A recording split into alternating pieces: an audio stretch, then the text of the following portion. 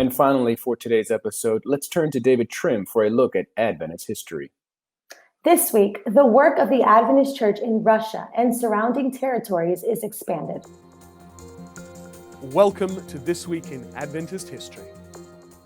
For much of this week, 113 years ago, October 26 to 29, 1907, 33 delegates from Adventist churches across the Russian Empire met in Riga, today capital of the Republic of Latvia, but then part of Russia.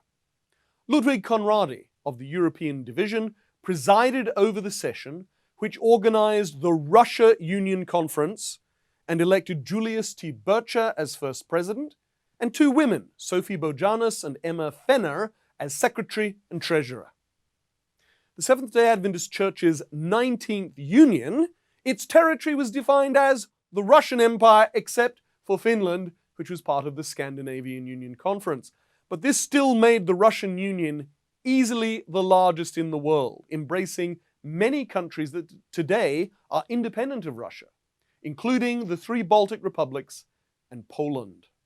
In the vast Russian Empire, there were then 2,558 church members.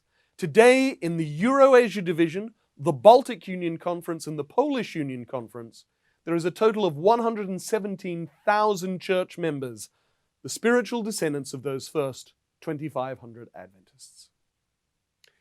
29 years later, on October 30, 1935, Donald Barrett died in Oshawa, Canada. Raised a Catholic, Donald had actually entered a Jesuit seminary to train for the priesthood. But in 1908, age 23, he was converted and he promptly changed colleges to Walla Walla. After graduating in 1911, he worked as a pastor. In 1916, having just been elected superintendent of the Newfoundland Mission at the early age of 31, Donald married Harriet Fleming, known as Nina. Barrett went on to serve as president of the Quebec Conference, the Ontario Conference, and the Southern New England Conference.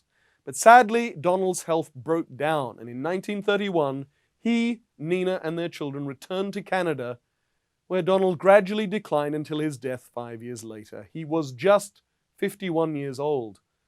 Donald Barrett was one of many Adventist leaders who were so committed to the message that they worked themselves into early graves. That was This Week in Adventist History.